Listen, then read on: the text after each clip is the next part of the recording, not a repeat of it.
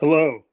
So we have, Hello, how you doing? So we have Arboreal Squid, Arboreal Squid. Arboreal Squid. Yeah, that's a strange name. I'll get into like the imagery behind that.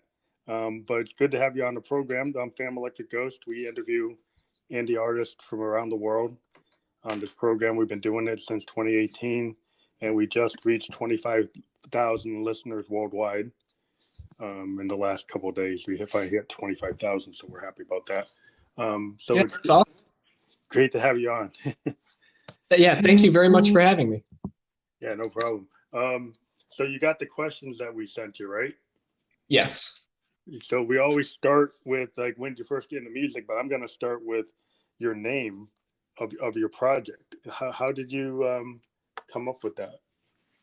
So, um, this was actually one of my dad's names for gaming. And he just came up with the name and nothing really behind it.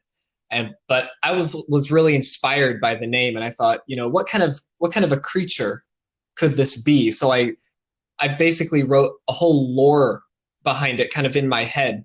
And then when I started to get into music, um, I thought back on that, and I thought, that would be a really unique name that I think would fit my style very well. Yeah, 'cause it doesn't mean that it's like a forest type of creature that lives in the trees, and you have a squid is like a sea creature. So it's kind Yeah, of a yeah, dichotomy. mhm. Some kind of modern squid that can live in the forest. Exactly, exactly. Like a sci, it's like seems like a sci-fi, like as the Ben Bova, Isaac Asimov, Hmm. kind of Gene Roddenberry idea. Yeah. But yeah, it's pretty cool. So when did you first get into music? At what age? I started to get into music in 2018, so that was 2 years ago. So I would have been 15 because I'm 17 now. Oh wow, Um, so yeah, I got into music last 2 years ago, around the summer, and originally I actually got inspired by Andrew Huang. I started watching him oh yeah. online, and that's actually when I decided that I wanted to start making music because I had played piano Mm-hmm. quite a few years before that, but I had never really been that interested in it. But after starting to watch some of his videos, um, it really got me inspired, and I started practicing piano more, and that's when I started really getting into electronic music in general. Yeah, I watch him. I watch like a Loop Pop. I watch Sonic State. All of us synth heads. We kind of go Yeah. on YouTube with all the YouTube personalities like Andertons and all that. Yeah, it's interesting that you started with him. Um, but yeah, it's I was referred to you by your friend Cy Lilith. I think it's Sizzleth, but I'm not Sizzler, sure. yeah, Sizzler. I always get her name wrong. Sorry, No, Sizzler. that's okay. Yeah, I've yeah, actually never yeah. heard it pronounced, so I'm assuming that's what it is. Yeah, it actually is Sizzler.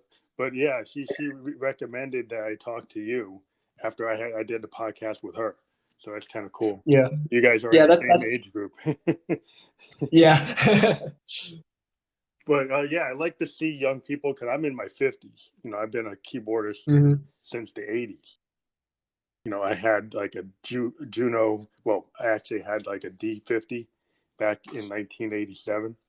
Um, Nice. because a big fan of Prince, and Love Sexy was Hmm. done on the Roland D50, which is a very interesting synthesizer. It's a competitor of the DX7, and it introduced Yeah. like Roland's linear synthesis, which is a totally different type of synthesis compared to FM.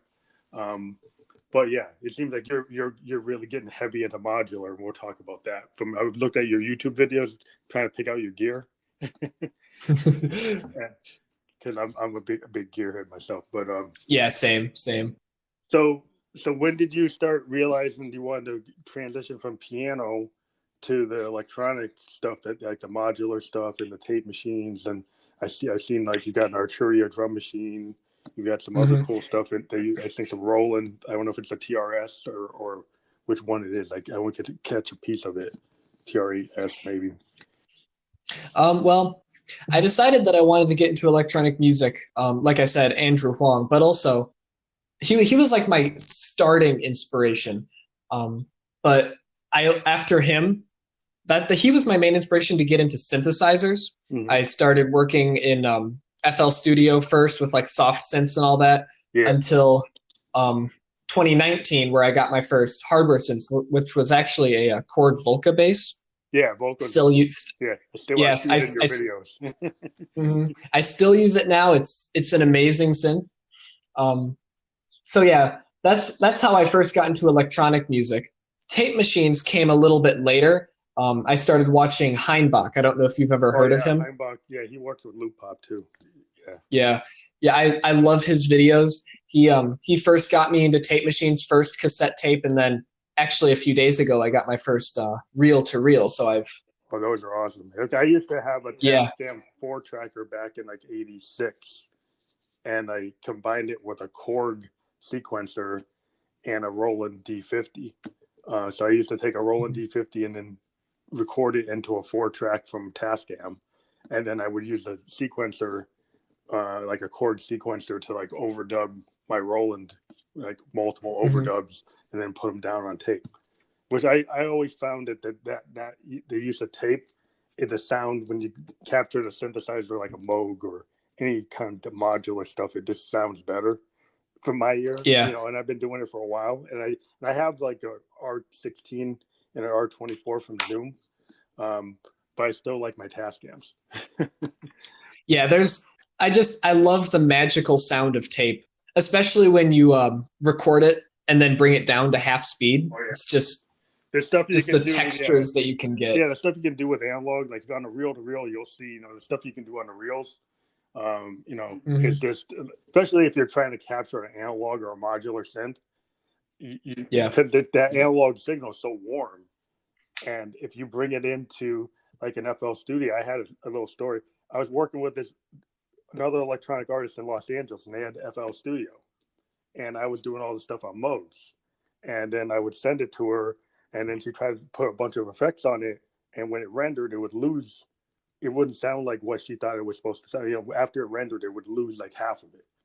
Hmm. And then she's like, "So, well, why don't you just go do it on your stuff instead?" And she just send me like this like audio files, and then I would record it on my equipment, and it ended up coming out better. But Yeah. yeah, Yeah, I like to record a lot of my stuff onto tape for like my jams or my songs too. It just, it adds that whole flavor that you can't get when you record digitally. Plus, are you getting into like found sounds or like field recordings with that stuff? Are you using? Yeah. Yeah, yeah. Yeah, I just have a H1, which is the very small recorder from Zoom. But I like to take that with me everywhere that I go, see if I can find some new stuff to put in a track. What's cool I about bring it with me basically everywhere. what's cool about that is if you go back to the original electronic music, right? You get bands like Emerson, Lake and Palmer, and Yes. I think it's if you go to the Fragile album, they actually went out in the woods and field recorded the woods, and it opens up that album. And that's kind of like original electronic music was very progressive in that kind of experimentation of actually going Yeah. out and capturing people talking, giving scripts to people like Pink Floyd used to give scripts and then have people just Hmm. like kind of say kind of inane things and then capture it and glass breaking and all kinds of other things, but just the kind of cinematic use of like field recordings and just Hmm. grabbing sound. And now I think today with the granular synths where you can grab samples and then turn them into pads, so you can take a field recording into a granular synthesizer and then you can create this really strange experimentation, um, which is pretty cool, which I'm starting to get into. Yeah, I've only used a little bit of granular synthesis, which is FL Studio's Fruity Granulizer plugin. It's not the best plugin ever, but it's fun. The main sample-based synthesis that I've done is using Native Instruments Form plugin. I don't know if you know Yeah, that. yeah, I know what that. Yeah, it's a crazy good plugin. I love putting like basically anything in it. Like its main thing that when you think about it is like vocals, turning vocals into synths, but I've put other synths into it and like re-synthesized them. I've also put traditional instruments like kalimba through it, Mm-hmm. and it's just the kind of sounds that you can get through is just great. Yeah, I've been using like a make noise morphogene to grab samples and then bring them into some of my hardware synths, like some of my Moogs, and kind of revoice them Mm-hmm. by running it like a sample from my grandmother, and then maybe run the verb on Mm-hmm. it, and then you can get all kinds of strange behavior. Yeah. Just because that real spring reverb is nothing like a physical spring reverb. It's kind of old school, but like an old space echo, like the Roland space echoes. If you ever heard about them, yeah, Yeah. they actually had. Yeah. I've seen Yeah, those. those are pretty amazing. So you've been working on music just in the last couple of years. You started diving into tape and analog and modular that I see you doing. And what made you want to go? I guess you said you were watching Andrew Wong, and were Mm-hmm. there other was there music you started listening to that kind of drove you? I guess the question we always ask is like, who are your influences and reference points? So is it primarily what you Well, saw on YouTube, or were you actually listening to music that was similar? yeah, actually, it started off with Andrew Huang, and I actually never listened to electronic music before that. I hardly even knew it was a thing. Mm-hmm. But after listening and watching to Andrew Huang, I then kind of started to explore electronic music, see what was out there, and I came across this band called Infected Mushroom. I don't know if you heard them. I think I would refer to Yeah, them by your friend. yeah, they're they're like my top influence. Just how they compose their songs, the arrangement, the sound design, Mm-hmm. all of that really inspires me, and that's where I draw most of my inspiration from. Is from them. That's interesting. So it's more recent inspiration. Like a lot of, I'm in my 50s, so I was always inspired by the old school, guys Mm-hmm. like Sun Ra, one of the first jazz bands to ever use a Moog back in the late 50s. Sun Ra was an American jazz band that actually had a modular Moog in like 58. And Mm-hmm. their use of it was very experimental in terms of like nobody had really done it. This is before Herbie Hancock. This is before the Weather Report. This is before the Miles Davis stuff. And then you're like, wow, what they were doing. It kind of foretold how synths ended up being used by bands like Pink Floyd Mm-hmm. and all the other Parliament Funkadelic and all the Yeah. big bands that ended up taking synthesis like Genesis, and that's kind of, I came from the progressive kind of idea, classical and jazz musicians taking synthesizers and pushing it to see what you could do with this new instrument. And it's interesting today with what people are doing with the sound design and the combination of using DAWs and using just analog DAW-less recording. But it seems like there's a big thing now in the DAW-less recording. There's a lot of people who are trying to, which is actually kind of going back to what bands like Sun Ra and Pink Floyd and those guys used to do. Is more tape based, more experimental, using the Mm-hmm. studio. Do you have a good? It seems like you're very much seem to be in that zone right now. Yeah. What made you feel that was a good draw for you? Well, I decided that I spend a lot of time on the computer for one, because we do lots of things Yeah. on computers anymore, and I felt like getting away from the computer for a bit would really help not only me like my eyes rest and my brain rest, but also just fuel creativity, because when you're working on the computer versus when you're working with hardware, it's a completely different workflow. Yeah. And so it really works like different brain muscles and things, and you have to think in an entirely different way. And so that's one reason that I decided to really work DAWless a lot. And then another is because I just really like hardware. Like I love touching the instruments. Just there's nothing like it. It's like when I talk to somebody, they said, "Well, why aren't you like using Pro Tools, or why aren't you using Ableton?" I'm like, because I'm a guy that back in the '80s, found an old Mini Moog, and I fell in love with like the fact that you could hold that ladder filter and play a note while you're twisting the knobs. And this is where I think some people might not get it, but if you ever had a Mini Moog or you had a Jupiter 8, these hardware synths, and you could actually fiddle with the control surfaces as you play, and that Mm-hmm. is kind of like the reason why each one of these instruments, from a Jupiter 8 to a Prophet 5 to an Oberheim, they all have characteristics that are just like, a Rickenbacker guitar versus a Fender. They all have different capabilities. And if you learn how to use them, it's like using the drawbars on a Hammond B3. You can do a lot of things. And even these modular synths, which I've gotten into, I have all these modular modes. And the override with the CV control, like overriding the workflow on the whole thing and just changing it anytime you want. It just gives you a level of creativity. Yes, you could do that theoretically on a virtual analog, but when you physically have a mode and you take the wires and you rewire it into any kind of module, the experimentation you can do, you can go into hours of sound design. Yeah. It's very satisfying because you find you didn't have to pay a license for what you just did. You just came up with something new. Yeah. So do you hang around a lot of other musicians that are into the same thing, same type of style of recording that you're into? Are you like a part of a collective, or you just have similar taste with people that you work with?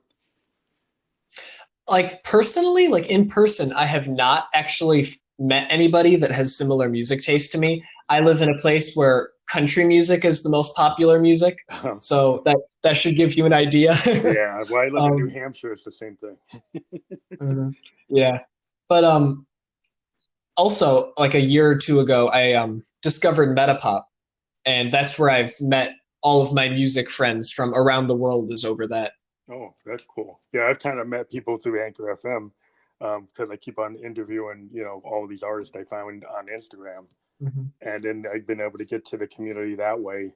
And, I've been able to even collaborate with people. Like I collaborated with a lady in Los Angeles. I collaborated with a lady in Denmark. I'm trying to work with this another lady in Norway. And it's just amazing that like where I live, country music and folk music is the main thing. So being electronic music in New Hampshire is not the big deal, but I'm close to New York and I'm close to Boston, so I go there to play live, and then I meet real people before the lockdown. but yeah, it's cool that I was doing this show for the last 2 years. So I've been able to continue connecting, which I think is cool. You found a different way to connect, which is with all the social media in the internet. That's a good use of the computer. And like you said, everybody's so plugged into their cell phones and computers. It is good to actually be on a different type of tool to create your music, because then it gives you a different. You don't get burned out of that same interface that you're using for everything else. Yeah, just getting away from it, doing something different is just very refreshing. Yeah, so that's interesting because I understand, like, it's certain types of musical genres. The DAW has given a kid in Brooklyn a lot of power to be able to do something that you couldn't have done before. But then again, if you go back to the original hip hop, they were using groove boxes, using the high MPCs and 808s and using TB3s.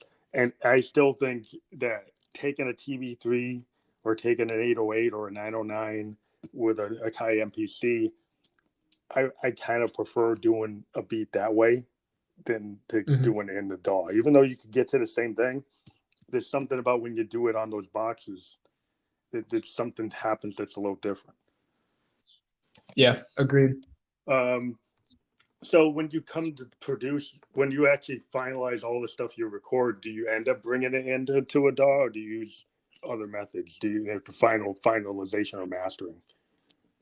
Yeah.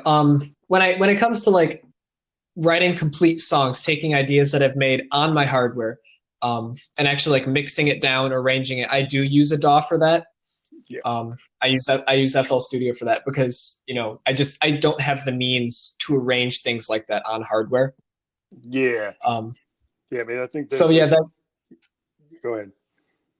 Oh, I was gonna say. So I usually have a 2-part process where I'll do everything that I can with the hardware that I have. Because the DeepMind 12 that I have has internal effects, so a lot of the times I'll use those. Yeah, that's a good. Yeah, that I love that synth because it has the internal effects. I mean, they sound amazing. Um, but anyway, I'll record the hardware stuff into FL Studio, and then from there on, I will process it digitally, like with EQing and mastering and mixing and all that stuff. Yeah, it's interesting because like the Deep Mind is kind of like a replication of the Juno 106, which is, Yeah. and that's a really famous Roland polysynth. Mm-hmm. And it's just got those luscious pads that everybody wants. Whether it's weird. It's interesting. From that new wave, new romantic era, everybody gets drawn to like the Jupiter 8s and the 106s or the Oberheims, just because of that analog polysynth. The analog polysynth tones are something that people are always trying to fit into their mix, even Mm-hmm. today in electronic music, because it just gives you that kind of color that you want for Yeah. certain things. Where the Moogs are like the basses, like what you're doing with your vocals, kind of like what you could do on a mini Moog. It replicates it pretty good, Mm-hmm. but yeah, each tool is just really specific to what you're trying to get at. And so it's just I think it's just an adventure. It's like a sonic adventure. I always look at music as like sound painting, and Mm-hmm. each palette, each tool or hardware synth gives you like a different color. Yeah, that's what I like best about hardware synths, and just like the world of synthesizers in general is that while technically they're all synthesizers, every single instrument just has a completely different feel and workflow, and it makes the experience very unique. Yeah, that's why over the years, like I've been able to collect as many of them as I can, Mhm. and it just have be able to have a certain flavor. Like, oh, you got to bring that mini Moog out because it's going to give you something that. And the thing about Moog is interesting. Every Moog they put out sounds different from the beginning. Um, Mhm. and so the mini Moog versus a Voyager versus a Grandmother versus a one, every single one, it doesn't sound exactly the same. So you can always pull, there's always a reason to like pull a different one out for a different feel.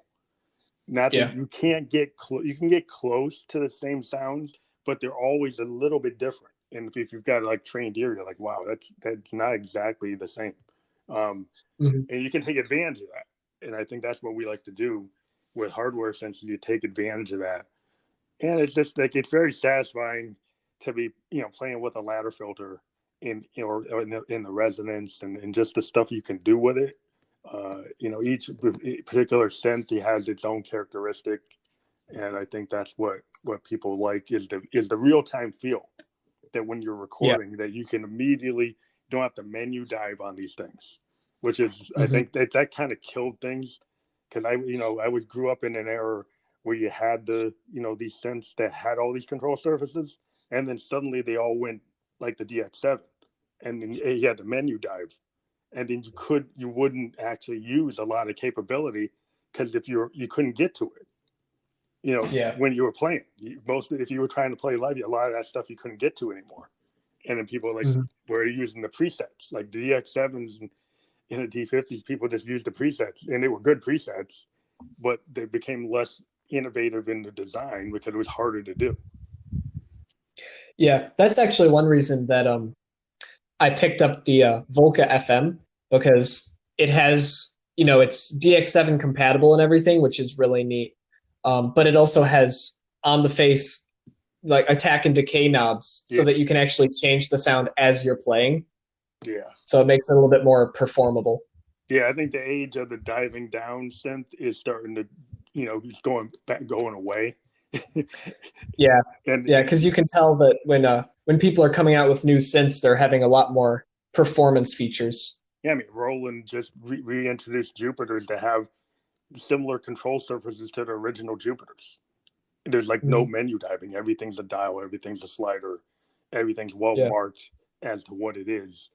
And even on big systems like the Phantom, they've got an analog, they've got a synthesizer section that has attack, decay, sustain. It has the filter knobs. It has the envelope generators. It has access to it in real time, everything you would need, instead of having to dive down. Which I think a Yeah. lot of musicians started complaining that the reason we go try to find Jupiter 8s, we try to go to find a 106 is because of how they were built. Yeah. Because you can't do that in some of the modern sense that they have been building. So that's interesting. And then people have gotten into Euroracks because that's the ultimate control. That you build a synth from scratch with every single little component. Yeah, I've been really interested to get into that. I haven't actually gotten any of it yet because price has been turning me down. You can end up spending more than buying a big synth. Yeah, but I hope to get into modular someday, preferably soon, but we'll see. But just because I'm a big sound design freak, I love making sounds, and modular really appeals to me because of all that control that you have. Because, like you said, you're building a synth from the ground up. Every little component that you want, you can add. Yeah, I mean, I ended up getting like an Arturia 6U, and then I put a Moog Mother 32 and then a DFAM in it. And then I put a Make Noise Maths module. And then I put a Make Noise Morphogene module. Then I put a big splitter module into it. And then I put like a VCA mixer into it. So now I can actually like do all this interesting stuff because I can take my Moog sounds into a sampler and then spin them back into different filters. And I have an Arturia Mini Brute 2S, which also has a massive patch bay on it. And so I can bounce things into like multiple capabilities because I did the Moogs are all ladder filter, but the Arturia is a state variable filter. So then you can take advantage of both of those technologies in the same rig. And so that's the cool thing about these modulars. You can kind of build however you want. Yeah, I've actually had my eye on the Arturia 2S. The patchable features on it and the desktop style is it's very appealing. I have the keyboard one, the one without the keyboard. And the cool thing is the sequencer on this one, the 2S, is phenomenal because you can actually sequence like anything out of the patch bay. It has like 2 additional sequence modes. It has like 4 layers of sequencing, and 2 of them are like definable, user definable. So you can go and rework the patch bay and then use it as like the sequence anything that you put into the patch bay. So it allows you to do super interesting modulation using the sequencer to actually modulate the synth in a very interesting way, which some synths, there's synths that can do it, and you can build things that could do that, but it's one of the coolest uses of that I've seen. Agreed. It gives you a lot of capability if you're really trying to get deep. And then the LFOs on it, it's got 2 LFOs that are pretty powerful, what you can do with them. But so have you been, like, in terms of your synthesis, what's your favorite kind of synthesis like process when you're doing sound design? Do you like to do a lot of things with low frequency oscillators or with envelopes, or do you have any particular ideas and synthesis that you like to run when you're doing sound design? Usually when I'm doing sound design, I like a lot of LFOs. I think that's one of the things that brings a lot of texture. Yeah. But it also depends on what kind of sound that I'm going for. Like if I'm going for pad sounds or, effects kind of sounds or ambient, dramatic sounds, cinematic kind of stuff, which I like to do, I will use a lot of LFOs. I'll have LFOs modulating the other LFOs. I like to bring in the mod wheel as well because the DeepMind 12, one of my favorite things on it is it has a mod matrix with 8 different mod slots. So you can assign your LFOs to modulate literally any parameter, including most effects parameters as well. So I'll control things like that. That's the main thing that I use for pad sounds, which are one of my favorite sounds to design. When it comes to bass sounds, I usually don't do that much experimental stuff when it comes to the synth itself. Like usually it's just saw wave, filter cutoff, the generic kind of thing. But when I process it, I like to take different ways of putting effects on it creatively. Yeah. Because I think, when you have a bass sound, you don't really have that much freedom with the synth itself because it'll get weak if you do too much weird stuff to it. But when it comes to the processing, especially the type of distortion that you put, you can get a really unique sound. Like I don't know if you've seen, but in some of my videos, I feed back my headphone amp, and then I Oh run my yeah, vocal bass through that. yeah. That's a Moog, like a mini Moog technique. Yeah. The mini Moog has the ability to kind of over boost it by taking that back into it, and Hmm. that's kind of like how you. The interesting thing about Moogs is like when you're playing with bass lines on Moogs is like that ladder filter. It can really, tiny increments can really change the bass tone. Yeah. Um, on a Moog, and so when you're playing with it, and then now with my spring reverb on my grandmother, there's a lot you can do because of that actual like analog spring Hmm. in different because you can override it with the CV, you can have it affecting all kinds of things. And it kind of is like a mod matrix to control voltage. It's like you have so many different choices, and if you got it hooked up to a Euro rack, then you can do that same kind of idea you're doing with the LFOs. You can have the modulation wheel controlling anything that you can send to it. Hmm. And then if you split it and then use like the different capabilities on analog synths, you can keep on going into modifiers that allow you to like split the signal maybe 2, 3, 4 ways and get that same signal going to multiple places at once. So Hmm. it allows you to do a similar kind of thing that you're talking about. When you get into modular synthesis, you'll see the kind of craziness you can get. Yeah. But yeah, it's a cool on like a deep mind. It's got that modulation matrix, kind of like the way Prophets have. Like Prophet synths are famous for their modulation matrices. Hmm. They have a lot of capability in that way. I heard the DeepMind has the same capability, so that's a pretty cool synth. Yeah, it does. It's very flexible. I like it. So you put everything down, you bring it into FL Studio. Do you then go to a recording engineer, or do you do your own mastering? I do my own mastering. I'm not the best at it, of Mm-hmm. course, but I try and do my best. I watch a lot of tutorials. I've done my research to try and get the best mastering that I can do. Mm-hmm. Um, I actually do. I do go out to my music friends though that I've met on Metapop. I usually send them some of my tracks to help me with the mastering, give them me feedback.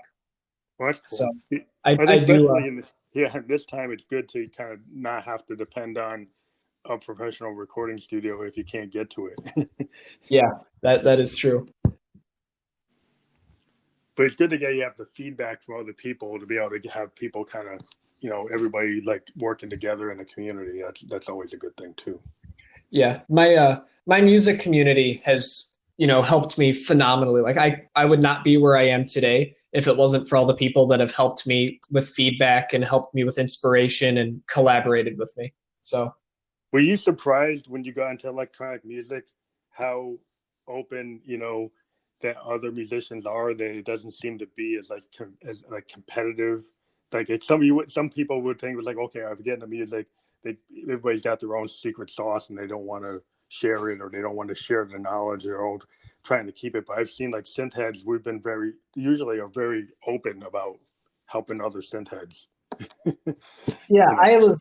I was surprised when I got in because like you said, I kind of thought that it would be very secretive. Everyone would be against each other because that's generally how you think when you're trying to make music because it's kind of a competition for Yeah, certain genres, attention. it is more competitive. Yeah, Yeah, but they won't help you. yeah, but yeah, I was really surprised with how open everybody was. Like not only helping each other, like how they make their music. How Yeah, they because yeah. people will explain like almost their entire process of how they make music, and I found that amazing. Just that they weren't super secretive about it, and they were open to letting other people know it how they do their thing.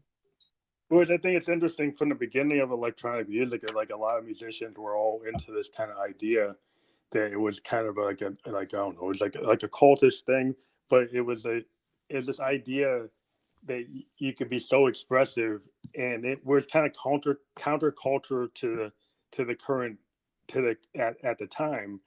There are a lot of purist musicians that were like at Berkeley at like these conservatories looked at electronic musicians and said, well, that's not real music, and Yeah. that's not anything that's ever going to go anywhere. And so they kind of was a community of people where when you found another synthesis, they were like, okay, we're kind of bucking the system because like the traditional musicians don't think we're real musicians. Um, and so it was this thing, kind of tight knit community that just kept on like, okay, we're going to work together because the Yeah. bigger world of musicians is kind of against us. And at the time, it's gotten Yeah. more open where they're not so like that anymore. But there are still kind of purists. It's like, oh, synths, Yeah. they Yeah. don't anything with the synth. Like a heavy metal kid might be like, oh, synths are like nowhere. Yeah, I've experienced some of that where I live because, like I said, the main thing here is like country or pop music. So I have gotten looks and things when I've said that I play synthesizers because I have noticed, like around where I live, that it's not really taken seriously.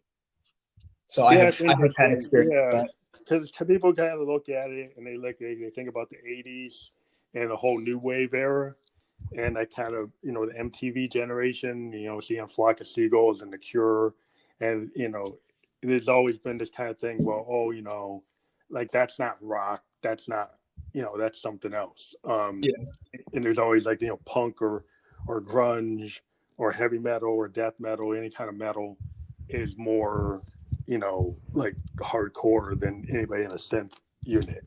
But Yeah. then I would argue, like, look at Trent Reznor. Yeah. They look at Pink Floyd. I mean, everybody loves Pink Floyd. Everybody Yeah. loves. Nine Inch Nails shows how hard you can be on a synth. So you Yeah. don't have to feel that it's like some kind of, new romantic era Duran Duran based thing. Mhm. Not that they're a bad band, because like if I look at Duran Duran, you look at Nick Rhodes and the stuff he was doing on a Jupiter, and like I respect that. Yeah. I respect what they did, and they weren't as much teeny boppers as people thought they were. If you actually check them out, um, they actually were crafting pretty good songs that hold up even today. Mhm. So have you ever played live with your stuff other than like what you do on a YouTube channel? Have you ever been able to get anywhere and do a show? But I guess where you are, you might not be able to do that. Yeah, I was going to try actually late this year, spring, early summer. I was going to try and play at a few coffee shops. I was going to do more ambient kind of stuff that might Yeah, ease into the community. yeah. But then again, COVID hit and that kind of has I gone see out the that. window. But you've been doing a lot of stuff on your YouTube channel. I mean, I was looking at your Dallas track #1. I've been looking at a lot of your videos. So has that been? Have you doing? Are you doing more stuff? Is that all like stuff that's produced ahead of time, or is it live? That's all like the Dallas jams and stuff. That's basically all live. Like I'll be fiddling around with my hardware synths. I will come up with a neat bass line and I'll be like, all right, let's go with it. And then I hit record. Like the melodies that I play and the transitions and stuff, that's all just on the cuff. I don't plan any of that. That's cool. Because one thing I've been really, well, I always kind of stress to like guys I play with when I record with guys is every time I like link up with some real musicians and we do a rehearsal or something, I always like to kind of just like, okay, let's just jam and just kind of get the feel, especially when you're playing with other musicians, kind of see if we have chemistry. Um, Mm-hmm. and especially with drummers, you kind of I'll just follow the drummer and see what I can come up with, and a bass player jumps in. But it just kind of being able to do improvisational music and this kind of free form, what I call it like stream of consciousness music, which is kind of when it gets into electronic music, that's how it started. That's what people used to do. Yeah. And now today, a lot of things are so constructed in the DAWs that they don't have a lot of room, for changing anything. But that's starting to change. With more people going out with rigs like modular rigs and coming out using like non-traditional controllers, to be able to use pad-based controllers or grid-based controllers, or alternative methods of control of your music. then Mhm. people are willing to be more experimental again, which has been very encouraging to me. Yeah, yeah. That's one reason why I try and do the DAW-less stuff, because I like the improvisational music, and you can't really do that inside of a DAW. So that's another reason I go with the DAW-less.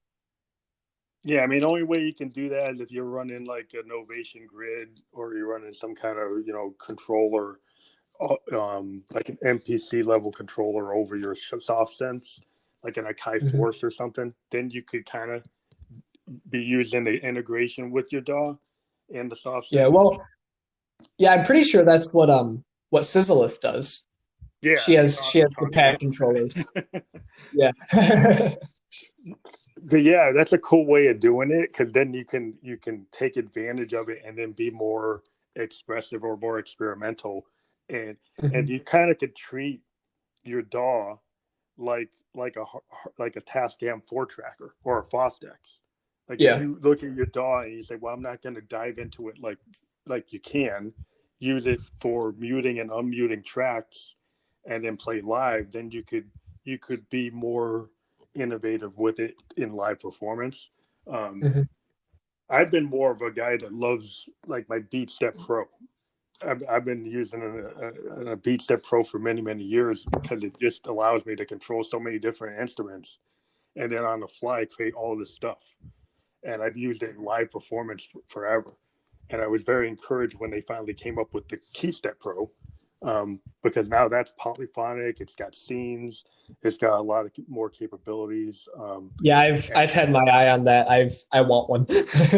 Well, just the Beat Step Pro, I took to New York City and I had a bunch of projects in it. And I was able to run a whole gig. Like I did like 4 gigs in New York, with all my Rolands and everything. So I have Rolands and Modes, and I was using that as my central control structure for most of it. And then I still have my keyboards. And so it allowed me to extend. What I like about it extends my drum machine, because in my JDXI, I've got a JDXI, and it's a drum. It has many, many drum machines in it. It has all these Roland drum machines, but it can only do 4 parts. But if you hook it up to a BeatStep Pro, you suddenly can do chain patterns, like 16 chain patterns. Mhm. They have like 16 steps each, and you can put them together as a project, and suddenly you've got song structures that you could have multiple beats going on, and Yeah. changing at any time, and it allows you to do that with the other sense too. And then you have multiple lines all coming together, and it does a really good quantization. When you're dealing with it, so you can easily fade into one thing into the next, and it allows you to do a lot of really cool live performance, um, which a Yeah, lot of that's people are. why yeah, that's why I've actually had my eye on the KeyStep Pros, because with how I do my live jams now, I'm having everything run its individual sequencer. And so I've actually been trying to work on playing full tracks on my DAW list setup, but it's Yeah, been pretty tough to try and juggle all the different sequencers. So that's why I've had my eye on the KeyStep Pro or something similar to use as a master sequencer for everything. and it's great about it is that you can have polyrhythmic stuff going on that still can still be in sync. So you could Yeah. have each sequencer line could be doing like polyrhythmic stuff that's maybe not in the same time, but it Mhm. will all kind of merge together in a good way, in a good musical way. So that Mhm. I've always loved the way that I do have other sequencers I'll try to, coming off my Moogs and coming off my Rolands. And you have to kind of play with that to make sure, because it's not all the way sequenced. Um, but then the analog synths, you can kind of tie the clocks together. So that's one of the tricks with the analog modulator. You can like synchronize all your clocks. And so then if you get all those synchronized and then you get your beat step synchronized, you just have to synchronize that one clock against the beat step, you Yeah. know, and then you've got a pretty cool, controllable thing as a one person show. Because I've been doing one person shows since like 2016, and it's all Mhm. about like syncing your clocks and syncing your sequencers and Yeah. muting and unmuting and trying to figure out how to do it where it's musical enough that somebody wants to see it. Mhm. Yeah. Yeah, for my clock, I just use the drum root as the master sync and then just send it out, chain everything. That's a good, yeah. That's yeah, because that's an analog machine. So you've got a really cool, Mhm. a decent clock capability with that.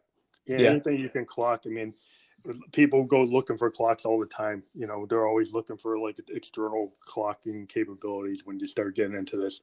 But one of the things I always like to ask is like, have you ever decided that you want to collaborate with like a musician within your genre or a musician outside of your genre? Yeah, I'm actually very open to collaborations. I've reached out to other people to collaborate before, and I've had some people come to me to collaborate, and I'm very open to collabs because working with other people is completely different than working by yourself because everyone has their own workflow and their own sound. So, you get all those different feels into your own music, and it makes a big difference. Yeah, I've collabed with some people within my musical genre. I've worked with an artist called Davnak. He makes electronica, but I've had him record elect on some of my tracks because I don't play guitar, but he does. Oh, have you ever got any bass players to play with you? Not yet. I've actually for any bass players. Yeah, because bass is like a whole talent. I mean, a lot of us electronic musicians, we do our own bass lines. But every time I ever find a real bassist, I mean, a guy who knows how to play an acoustic bass, they always just amaze me. It's kind of like if you ever work with a real drummer.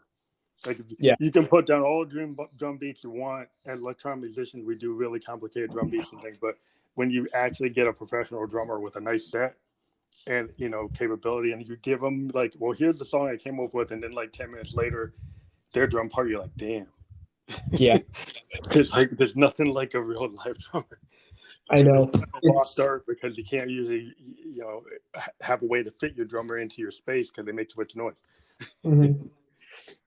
Yeah, just working with people who like play the acoustic versions of instruments and things. It's just really amazing what they can do.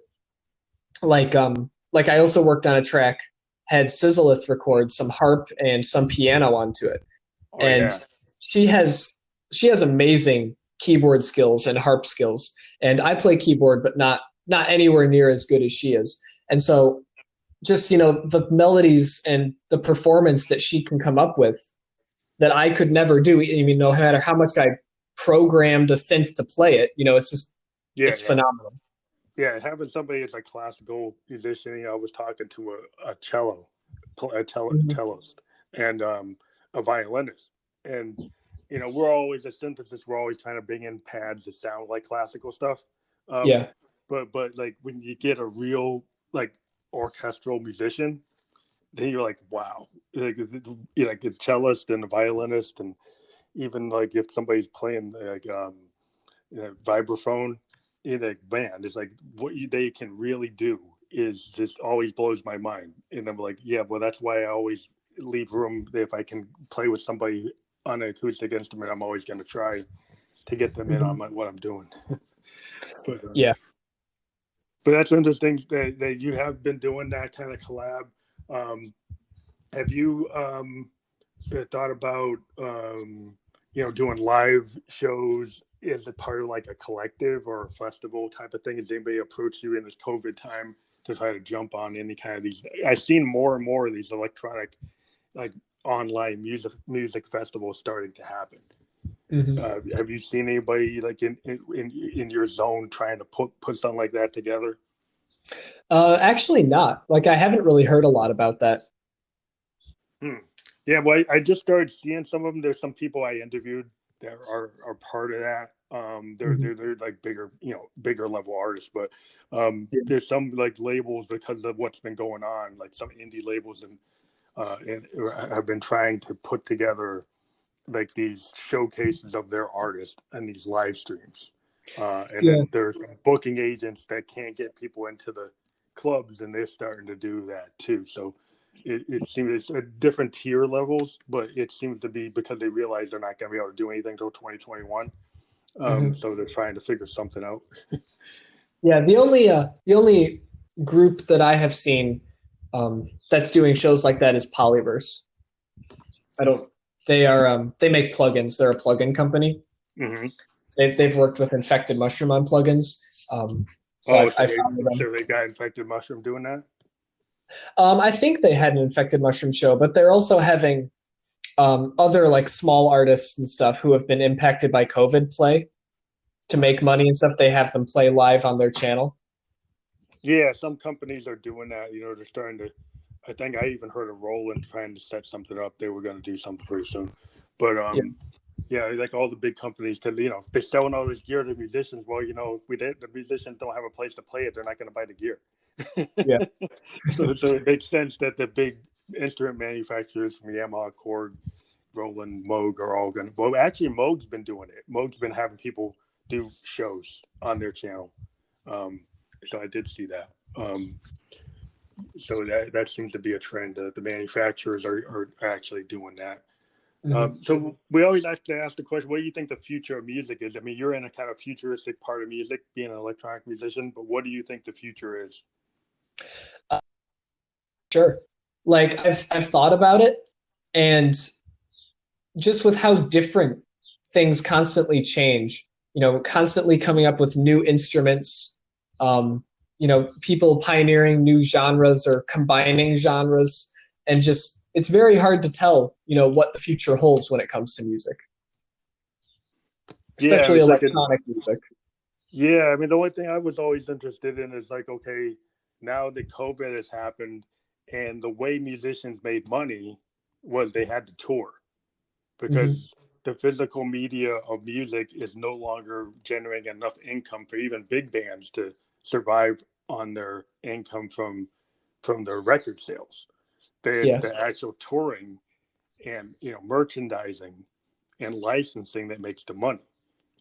And I've thought there's like, well, there's got to be a way for the music industry to get the content to actually be fairly priced for musicians. Mm-hmm. And it's hard in a world where everybody can just get something on some streaming service for 0.006 of a penny. um, Yeah. that's kind of like the demonetization of music, because I grew up having to buy vinyl, going to tape, then going to CD, and then suddenly, Napster, and then iTunes, and now Spotify, and now suddenly, $10 album is now you just $9 a month for everybody's music. Yeah. Um, and so that's totally demonetized the value of our art, um, except for touring, and now COVID's taken that away. um, so it's trying to figure out like how do artists navigate this and do what they love, but also be paid fairly. Yeah. Well, that's one reason why the artists that I do support, I don't like to just stream their music. Like I of course do when I want to listen to it, but that's not all that I do. I like to buy their merchandise if they have any, or actually pay for their albums. Another reason why um, some of my favorite artists, I like to buy their CDs, like because one, I love physical CDs, and two, I like to support them as much as I can. So that's why I'm okay paying for a $10-20 CD, because the money is going to the artist, and I know, being an artist myself, I mean, I don't make my living out of it, but I know, it's a very hard to make money. So I like to encourage other people and do it myself to support the musicians that we listen to as much as we can. That's been a big flag that I've been carrying. I always tell people at the end of every episode to go wherever your music is sold, and if it's on Amazon, buy the Amazon version. If it's on Mm-hmm. iTunes, buy the iTunes full price download. Don't just stream. Yeah. Just because if it's an artist you love, that's the only way they're going to get the money. Yeah. And so, yeah, in buying the merch and showing up at the shows and being supportive.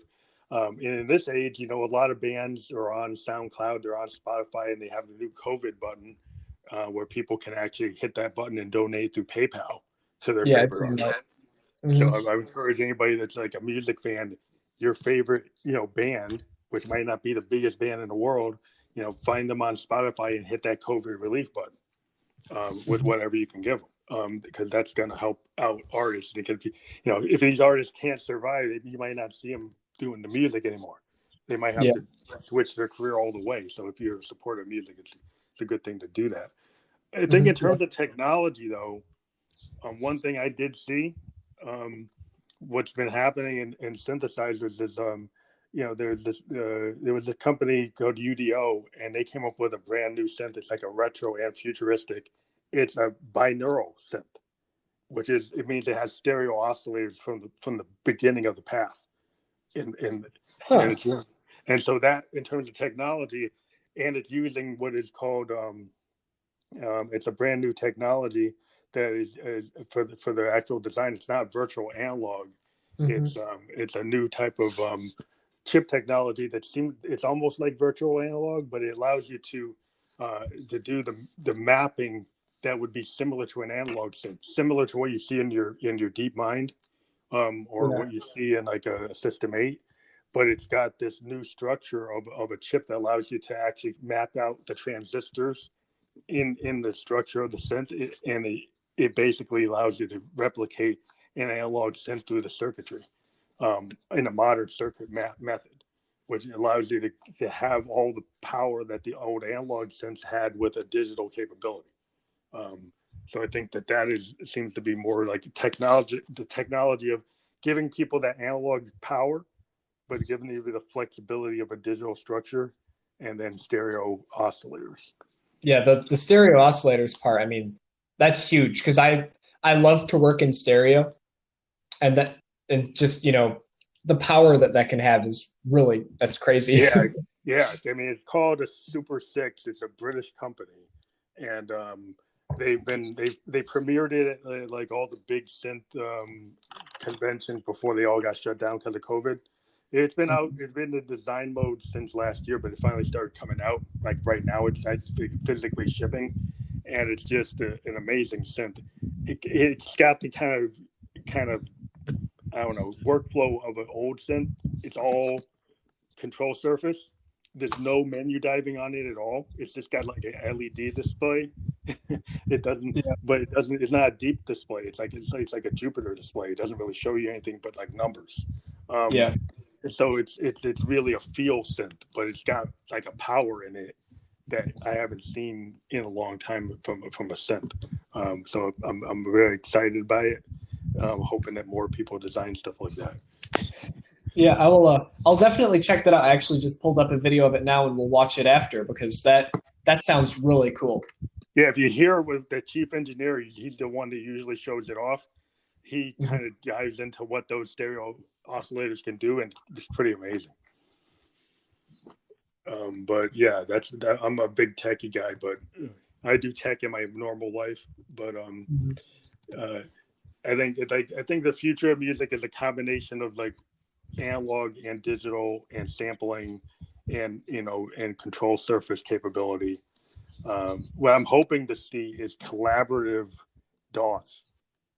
And so one thing that would be nice. A real-time DAW that you could jump into your DAW, and we could do it from our own studios. And so if you had a drummer, he's in his studio, he could put down the tracks, and you could actually play live with every member of your band in their own area and put it down into the DAW and then listen to the playback and act like you were actually physically there. Yeah, that would be really nice, especially during our current situation.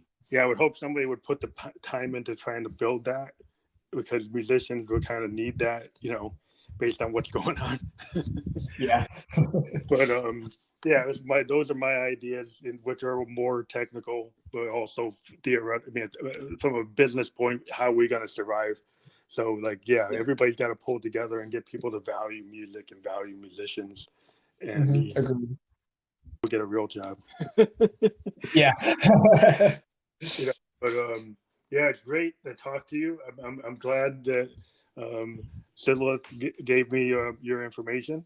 I look forward to listening to more of your stuff online. Are you working on a bigger overall project for like a full album? Yeah, I actually finished my album about 3 weeks ago. It's coming out on August 5th, actually. I just released another teaser for it today on Instagram. Oh, well, can send me a quick, do you have something already set up, like a campaign for it or something? Because then I can include that link. Do you have any kind of link or something where it's going to be? It's going to be on all music platforms on my Instagram profile page. the link there is to the Presave link for Spotify. So if you Okay, listen so to if I Spotify, take that pre-save, I can use that? yeah. Okay, good. I'll use that pre-save on your Instagram. Okay, thank you very much.